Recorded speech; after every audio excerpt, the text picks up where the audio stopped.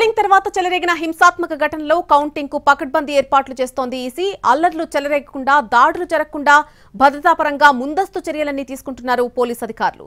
ఈ క్రమంలో విజయోత్సవ ర్యాలీలపై, బాణాసంచా కాల్పులపై నిషేధం విధించారు. పెట్రోల్, డీజిల్ లూజ్ అమ్మకాలపై కూడా నిషేధం విధించారు. జూన్ 10వ తేదీ వరకు లూజ్ పెట్రోల్, డీజిల్ అమ్మకాలను నిలిపివేయాలని బంక్ యజమానులకు సూచించారు. దీంతో డ్రమ్ములు, డబ్బాలు, సీసాల్లో పెట్రోల్ పోయడం లేదు బంక్ యాజమాన్యాలు. ఎన్నికల నియమావళికి అనుగుణంగా జూన్ 10 వరకు కూడా వాహనాల్లో మాత్రమే పెట్రోల్, డీజిల్ పోస్తారు.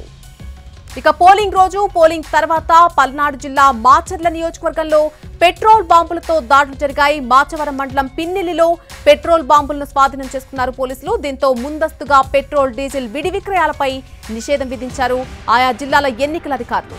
ఫ్లయింగ్ స్క్వాడ్ లో నిఘా కొనసాగుతుందని, నిబంధనలు ఉల్లంఘిస్తే పెట్రోల్ బంక్ లైసెన్సులు కూడా రద్దు చేస్తామంటూ కూడా హెచ్చరికలు జారీ చేశారు. దీంతో పెట్రోల్ బంక్ల వద్ద ఖాళీ సీసాలు, డబ్బాల్లో పెట్రోల్, డీజిల్ పోయరు అంటూ బోర్డులు వెలిశాయి.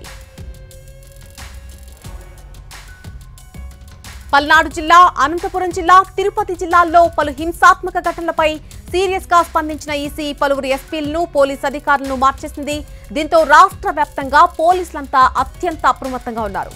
ఫలితాలు వెల్లడయ్యాక కూడా 15 రోజుల పాటు ఏపీలో కేంద్ర బలగాలను మోహరించి ఉంచాలని ఆదేశించారు. పోలింగ్ ముగిశాక జరిగిన దాడులతో మరొక 20 అదనపు ప్లటూన్ల కేంద్ర బలగాలు ఏపీకొచ్చాయి. ఇక ఏపీలో పోలింగ్ ముగిశాక చెలరేగిన అల్లర్లు, హింసపై సిట్ దర్యాప్తు కొనసాగుతోంది.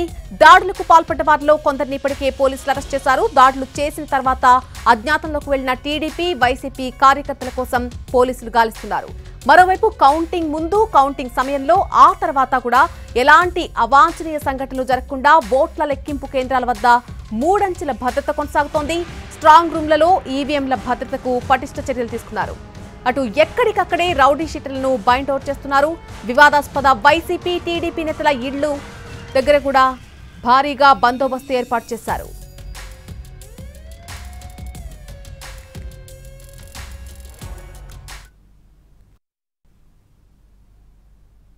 ఎన్నికలు జరిగిన తదనంతర పరిణామాలని దృష్టిలో పెట్టుకుని పెట్రోల్ బాంబులు లాంటివి తయారు చేసి కొంతమంది అసంఘటిత శక్తులు పల్నాడు జిల్లా తదితర ప్రాంతాల్లో చేస్తున్నారు. అలాంటి వాటిని అరికట్టడంలో భాగంగా పెట్రోల్ బంకుల్లో లూజ్గా పెట్రోల్ ఇవ్వద్దు అని చెప్పి గట్టిగా మా అందరికీ చెప్పి ఈ నోటీసు కూడా మా పేర్ల మీద ఇచ్చి మాతో ఎవిడెన్స్ తీసుకుని ఇవ్వడం జరిగింది. అలాగే మేము ప్రతి పంపు దగ్గర కూడా 4 వైపులా కూడా వీటిని అంటించి ప్రజలకు వినియోగదారులకు తెలియజేస్తున్నాం. ఒకళ్ళు వచ్చారు సార్, పెట్రోల్లో కొట్టమని చెప్పి మేమేం కొట్టమని చెప్పాము. కొట్టమని చెప్తే వాళ్ళు అన్నారు, మీరు అలా కొట్టకపోతే కనుక మేము నైట్ పూట వచ్చి పెట్రోల్ పోసి తగలబెట్టేస్తాం అన్నారు. అలాగా లేదండి, మాకు ఇట్లా నోటీస్ బోర్డు కూడా పెట్టారని చెప్పి మేము చెప్పాము. చేతుల నిండా ఘాట్లు ఉన్నాయి సార్, మేమైతే పెట్రోల్ కొట్టమని అన్నాము. ఎందుకు కొట్టరు మీరు అని చెప్పి మమ్మల్ని అయితే బెదిరించాడు. బెదిరించిన తర్వాత మేము నైట్ వస్తాము, మేము నైట్ వచ్చి పెట్రోల్ పోస్తే అప్పుడు ఎలా చేస్తారు అని చెప్పి అన్నారు సార్. విన్నింగ్ ప్రొసెషన్స్ కానీ లేకుంటే ర్యాలీస్, తర్వాత టపాకాయలు కాల్చడం, మెరవన్లు ఇవన్నీ కూడా నిషిద్ధము. ఈ మధ్యకాలంలో ఎవరైనా కూడా పర్మిషన్ లేకోకుండా ఏదైనా జరిగినా కూడా వారి మీద నాన్ బెయిలబుల్ సెక్షన్ల కింద కేసులు నమోదు చేయడం జరుగుతుంది.